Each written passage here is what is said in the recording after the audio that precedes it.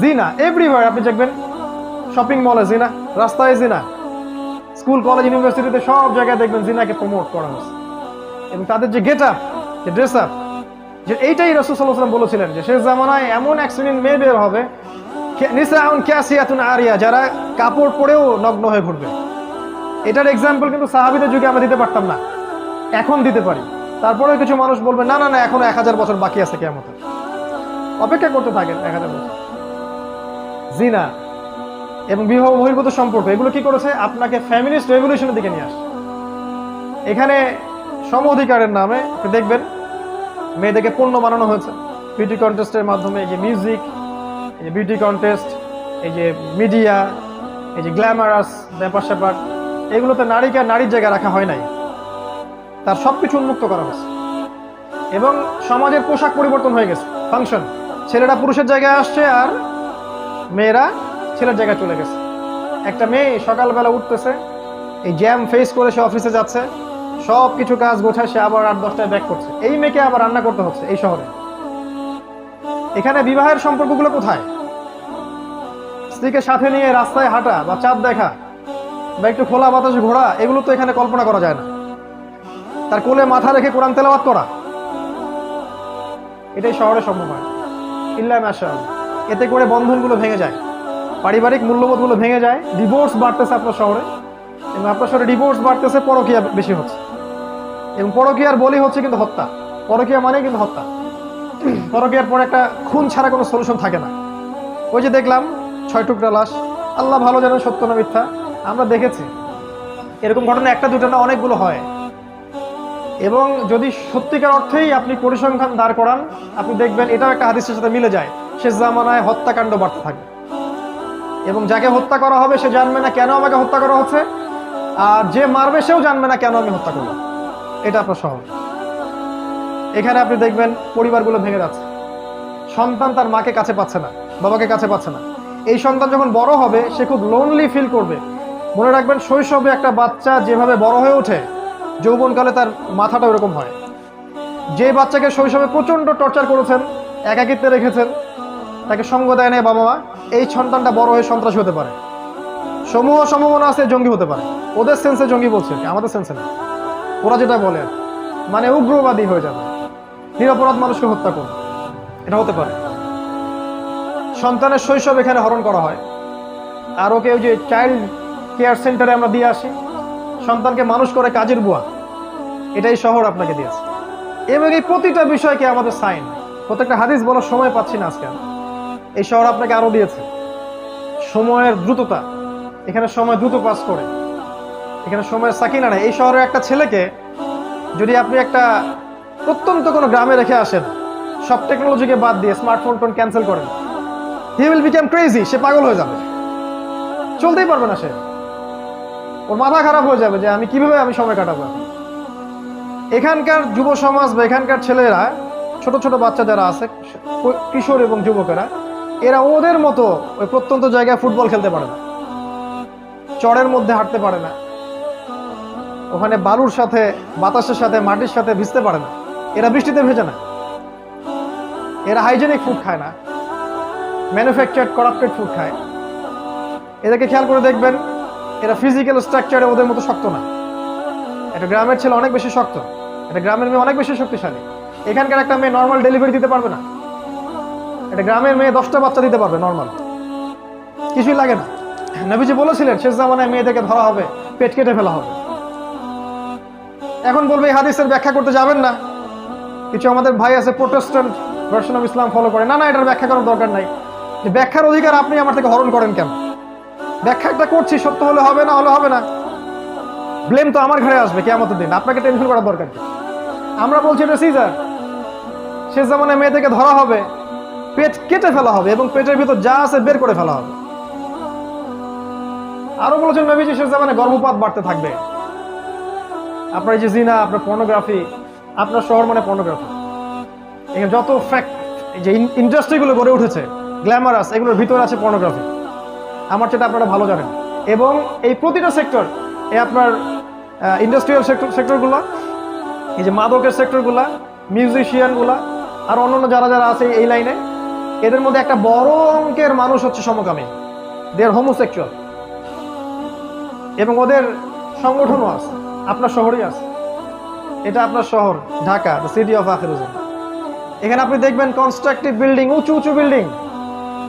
এই দৃশ্য আজকে থেকে 100 বছর আগে এই বিশ্ব দেখে নাই, যে প্রতিটা শহরে বড় বড় উঁচু উঁচু বিল্ডিং। আর নবী সাল্লাল্লাহু আলাইহি ওয়াসাল্লাম তার জীবনের শেষের দিকে একটা হাদিস বলেছেন, লাস্টের দিকে জিবরাইল আলাইহিস সালাম এসে জিজ্ঞাসা করেছিলেন ঈমান কাকে বলে, ইসলাম কাকে বলে, কিয়ামত কবে হবে ইত্যাদি। নবীজি এই হাদিসে বলেছেন কিয়ামত কবে হবে আমি জানি না, বা এইভাবে বলেছেন যে তোমার জ্ঞান মাল মাসউল আনহা বিআলাম মিনাস সাইল, প্রশ্নকারীর চেয়ে উত্তরদাতা বেশি জানে না। কিন্তু আলামত দুইটা বলতেছে, মাত্র দুইটা। একটা হচ্ছে ওয়ান্তারাল হুফাতাল উরাতাল আলাতা রিয়া আশাইয়া তাতাওয়ালুনা ফিল বুনিয়ান, যখন আপনি দেখবেন যে সমাজের সবচেয়ে নিম্ন শ্রেণীর মানুষেরা, রাখাল টাইপের মানুষ, কাপড় নাই গায়ে, পায়ে স্যান্ডেল নাই, এরা উঁচু উঁচু বিল্ডিং নির্মাণের প্রতিযোগিতা করবে, তখন আপনি অপেক্ষা করেন কিয়ামতের জন্য। এই দৃশ্যটাকে লাস্ট 100 বছরের বিশ্ব দেখেছে কিনা? আপনার শহরের দৃশ্যকে দেখে প্রতিদিন প্রতি রাত। এখানে সূর্য ওঠে বিল্ডিং এর ফাঁক দিয়ে, সূর্য ডোবে বিল্ডিং এর ফাঁক দিয়ে। তারপরেও কিছু মানুষ বলবে না না এখন অনেক দেরি আছে। শোনেন, কিয়ামতের বড় সাইন হচ্ছে ভূমিকম্প।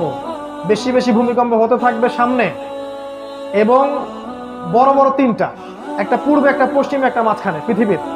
কিন্তু ছোটখাটো অনেক ভূমিকম্প হবে। বাইনা ইয়াদে গেছে কিয়ামতের আগে আগে মুতানুন শাদীদ, প্রচন্ড রকম মহামারী ছড়াবে বড় বড়। ওয়া বা'দাহু, এরপরে আসবে সানাওয়াতুজ জালাজিল, ভূমিকম্পের বছরগুলো। যদি এখনকার এই মহামারীর সিজনটাই সেই মহামারী হয়ে থাকে, আমি শিওর না, যদি হয়ে থাকে আল্লাহ ভালো জানেন, তাহলে এর পরে নিঃসন্দেহে ভূমিকম্প আসছে।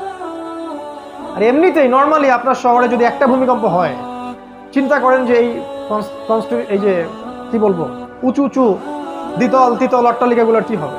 প্রত্যেকটা একটা একটা করে কবরস্থান হয়ে যাবে। আর এই কথা সেকুলাররাও বলে, শুধু তারাই সতর্ক করছে না যারা ওয়ান আইট পিপল।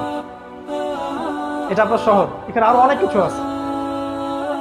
এখানে আপনি পাবেন প্রতারণা, আমানত এখানে উঠে গেছে। নবী সাল্লাল্লাহু আলাইহি ওয়াসাল্লাম বলেছিলেন কিয়ামতের আগে কি হবে? আমানত উঠে যাবে। খায়েনকে বলা হবে আমানতদার, আর আমানতদারকে বলা হবে খায়েন। এখানে সব সত্যবাদী ব্যক্তিকে মিথ্যাবাদী বলা হয়, আর এখানে সব মিথ্যাবাদীকে সত্যবাদী বলা হয়। আর এই কাজটা কে করে? এই কাজটা মিডিয়া করে। এখানে প্রত্যেকটা মিডিয়ার মধ্যে দিয়ে ছড়ানো হয় নগ্নতা, অশ্লীলতা, কোনো কোনো ক্ষেত্রে মিথ্যা সংবাদ, যেটা মানুষকে ব্রেইন ওয়াশ করে। এবং অলরেডি এই পুরো এই সিভিলাইজেশন যেটা আছে ওয়ার্ল্ড ওয়াইড, এটা ব্রেইন ওয়াশড। আজকে থেকে 70 বছর আগে ইসরায়েল প্ল্যান করেছিল সারা বিশ্বের মানুষকে ব্রেইন ওয়াশ করে দিবে, তারা যেন সত্য মিথ্যার মানদণ্ড খুঁজে না পায়। 70 ইয়ার্স হয়ে গেছে আজকে থেকে, দে আর সাকসিড। আপনার শহরে দেখবেন প্রতারণা, জালিয়াতি, বাটপাড়ি, চুরি, ছিনতাই, রাহাজানি, প্রত্যেকটা ইন্ডিভিজুয়ালস এগুলো কিয়ামতের আলামত। আমি বলছি না যে এই আলামতগুলো আগে কখনো ছিল না, এখন যেভাবে এসেছে এইভাবে কখনো ছিল না। এছাড়াও আরো বড় বড় কিছু আছে। আপনার শহরে আছে জায়নিস্ট মুভমেন্ট। আপনার শহর জায়নিস্ট মুভমেন্টের বেস। আপনার শহর থেকে প্রত্যেক গ্রামে জেলায় যা রুট লেভেল পর্যন্ত ইসলাম বিরোধী সব মতবাদগুলোকে প্রচার করা হয়। For example Shiaism, for example Qadianism, for example missionaries, root level পর্যন্ত সেন্টার আপনার শহর। শপিং মলস যেগুলো আপনার মন থেকে নূর তুলে দিবে। 10 দিন ইতিকাফ করেন রমাদান মাসে, ইতিকাফ করে একটা শপিং মলে যান, চায়না টাউনে চলে যান, আপনার নূর চলে যাবে। আর যদি এই মলসগুলোতে যাওয়া আসা করতে করতে আপনার কাছে মনে হয় এটা স্বাভাবিক, তাহলে নূর আর আপনার ভিতরে নাই। বুঝতে পারবেন নূর কি? ওই 10টা দিন ইতিকাফ করেন, আল্লাহর সাথে থাকেন, 10 দিন পর চলে আসেন শহরের ভিতরে, দেখেন শহরটাকে আপনার ভালো মনে হবে না, ভালো লাগবে না। এছাড়াও এখানে আছে আপনার অ্যান্টিসেমিটিজম, মানে ধর্মীয় বিদ্বেষ ছড়ানোর ব্যাপার স্যাপার। এটা কিছু মানুষ পরিকল্পিতভাবে করে, কিন্তু আমরা কিন্তু সব ধর্মের মানুষ একসাথে থাকতেই চাই, সম্প্রীতির সাথে, হৃদ্যতার সাথে, ভালোবাসার সাথে। কিছু মানুষ ভিতর থেকে একটা কাজ করে অ্যান্টিসেমিটিজম। তারা চায় যে এর মধ্যে বিভক্তি সৃষ্টি হোক এবং মানুষ আপোষে লড়াই করে নিজেরা ধ্বংস হয়ে যায়। এছাড়া এখানে আছে উম্মার বিভক্তি। দেখবেন আপনি আপনার এখানে উম্মাকে ঐক্যবদ্ধ পাবেন না। এখানে দেখবেন জাহেলদের সংখ্যা বাড়বে, আলেমদের সংখ্যা কমে যাবে। এমন স্কলার আমাকে দেখেন আপনার শহরের, যে এই শহরে বড় হয়ে স্কলার হয়েছে। এই শহরে জন্ম নিয়ে এই শহরে শৈশব কৈশোর যৌবন পার করে পড়াশোনা করে সে বড় স্কলার হয়েছে, যে সারা বিশ্বকে ডিল করতে পারে, যার একটা ভয়েসে সারা বিশ্বের আনাচে কানাচে মানুষ প্রেরণা পাবে বা দিক নির্দেশনা পাবে বা যুগকে বুঝতে পারবে। একটা স্কলার দেখান, বাহিরের মানুষ স্কলার হয়ে এই শহরে আসছে, এই শহর আপনাকে স্কলার প্রডিউস করতে পারে না। কিন্তু হ্যাঁ, আপনি এখানে ইসলাম বিরোধী স্কলার পাবেন অনেক। তারপর এখানে আপনি জামা ইমারা ঐক্য ইউনিটি কিছুই পাবেন না, প্রচুর সমস্যা। এগুলো কে আমাদের সায়েন্স।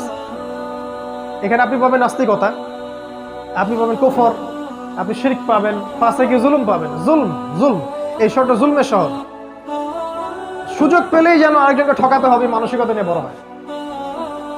চান্স পাইছি 10 টাকা ঠকাই দিব, ওই ঠকায় দেওয়ার ফলে মনে হলো আমার ক্রেডিট, আমি অ্যাচিভ করলাম কিছু একটা।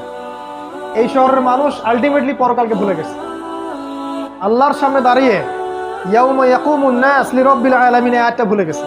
সেদিন কি অবস্থা হবে? যেদিন মানুষ তার রবের সামনে দাঁড়াবে এবং তাকে প্রত্যেকটা বিষয়ের হিসাব দিতে হবে। আরো আছে। এই শহরের পুরো জেনারেশন, ইয়াং জেনারেশন স্পেশালি, তারা তাদের জীবনের লক্ষ্য থেকে সরে আসে। তাদের কোনো ইসলামিক যে অ্যাম্বিশন, ইসলামিক গোল বা the aim in life, Islamic concept এটা নাই। তারা জানে না যে তারা আসলে কি চায় জীবনে। এই শহরে এমন ছেলের সংখ্যা অনেক বেশি যারা একসময় খারাপ লাইনে ছিল, বেলাইনে ছিল, হয়তো মাদকের সাথে ছিল, গিটার বাজাতো বা ড্রামস প্লে করতো বা ব্যান্ডের সাথে ছিল বা আরো অন্যান্য খারাপ কিছু করেছে। এ ধরনের অনেক মানুষ কিন্তু এই শহর ইসলামের দিকে আসছে। সত্যিকার অর্থে এই শহরের ইয়াং জেনারেশনকে ইসলামিক যে মোটিভেশন, ইসলামিক যে মানে গোল অফ লাইফ, এখান থেকে সরিয়ে দেওয়া হয়েছে। তারা এখনো জানে না যে তার জীবনের গোলটা কি।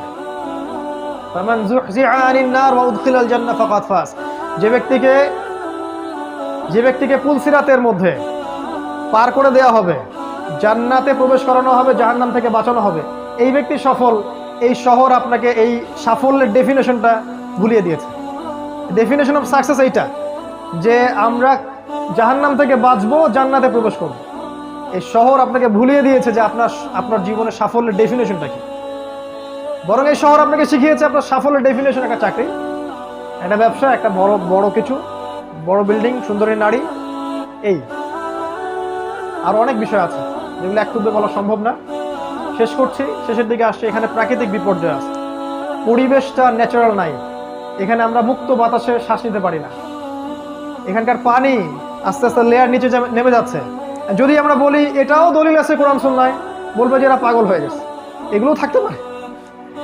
সূরা মুলকের শেষের একটা পড়েন, কুল আরাআইতুম ইন আসবাহা মাউকুম গাওরা ফামান ইয়াতিকুম বিমাইন মাইন।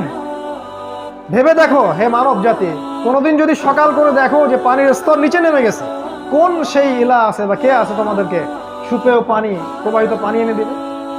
পুরো বাংলাদেশে কোন সেটা শহর যেখানে পানির লেয়ার নিচে নেমে যাচ্ছে দিন দিন? মানুষের এখনো হুঁশ হয় না। ডেঞ্জার জায়গায় আমরা অবস্থান করছি।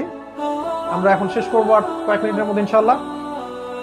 পরিবেশগত বিপর্যয়ের কথাই বলেন, নৈতিক অবক্ষয়ের কথাই বলেন, আপনার বস্তুবাদিতার কথাই বলেন, অর্থনৈতিক যে ইসলামিক ট্র্যাক থেকে সরে আসার কথাই বলেন, পলিটিক্যাল শিরকের কথাই বলেন, এই যে আপনি উঁচু বিল্ডিংয়ের কথা বলেন, এই যে বেহায়া নারীদের কথাই বলেন, নগ্নতা, অশ্লীলতা, আপনার পর্নোগ্রাফি, আপনার জিনা, সমকামিতা, সব কিছু কি আমাদের বড় বড় সায়েন্স, যেগুলো আপনি দেখবেন আপনার শহরে 100% মজুদ আছে।